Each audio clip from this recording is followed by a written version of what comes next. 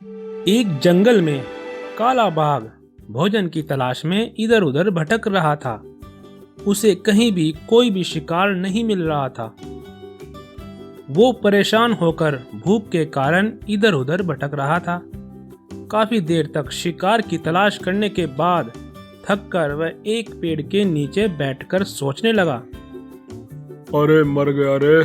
शिकार की तलाश करते करते मैं तो बहुत थक चुका हूँ, लेकिन अभी तक कोई भी शिकार नजर नहीं आया। अगर मैं बिना शिकार किए खाली हाथ घर चला गया तो मेरी पत्नी मुझे जान से मार देगी। नहीं नहीं, चल उठ जा बेटा, मुझे शिकार करना ही होगा। थोड़ी देर बाद काले बाघ की नजर एक हिरन पर पड़ी। अरे वे बहुत बढ़िया हिरन है। चलो देर से सही शिकार तो मिला। अभी मैं इसका शिकार करता हूँ। यह बाघ उस हिरन पर वार करने के लिए दौड़ता है, लेकिन हिरन फुर्ती से वहां से भागने लगती है। काला बाघ भी उसका पीछा कर रहा था, लेकिन हिरन उसके हाथ न आई।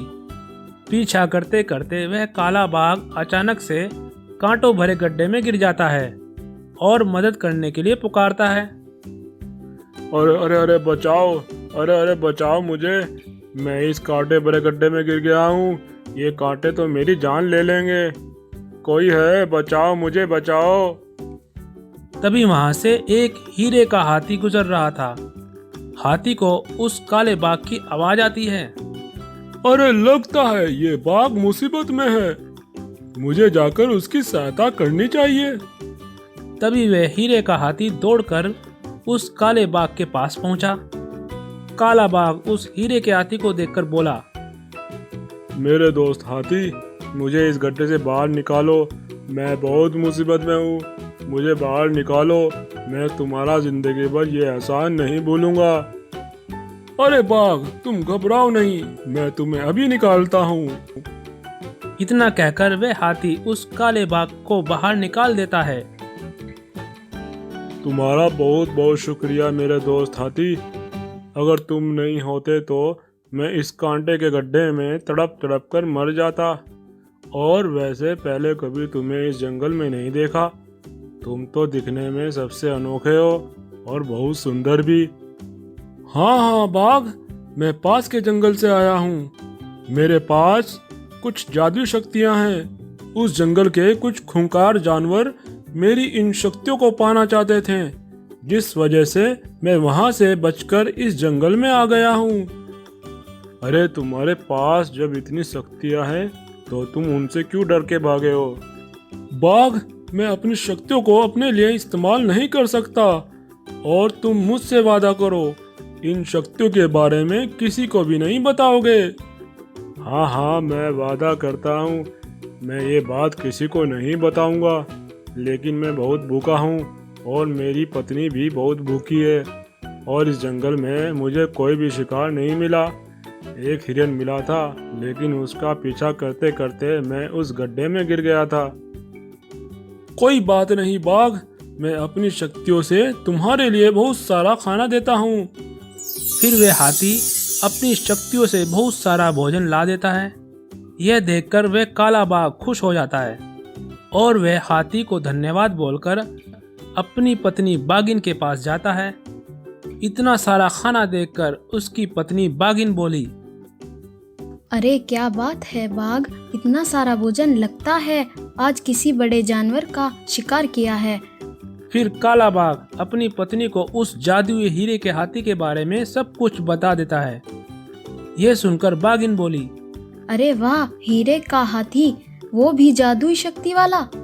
अब तो तुम्हें शिकार करने की कोई जरूरत नहीं। अब तुम रोजाना उसी से भोजन लेकर आना। तब वे काला बाघ रोजाना अपनी पत्नी बाघिन के लिए हाथी से भोजन लेने आता है और हाथी उसे भोजन दे देता है। फिर वे दोनों बड़े मजे से भोजन करते हैं। ऐसा कई दिनों तक चलता रहा। फिर एक दिन बाघिन के मन में लालच भरी बातें आती है। लगता है उस हीरे के हाथी के पास बहुत सारी जादुई शक्तियाँ हैं। अगर यह शक्तियाँ मुझे मिल जाए तो मैं पूरे जंगल पर राज करूंगी। मुझे किसी भी कीमत पर उस हाथी की शक्तियाँ लेनी होगी। तब बाघिन ने काले बाघ को अपने मन की सारी बातें बताई। तब बाघ बोला, नहीं नहीं बाघिन, ये क्या कह रही हो?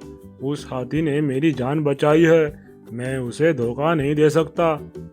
अरे तुम तो बहुत भोले हो, वो बात तो बहुत पुरानी हो गई।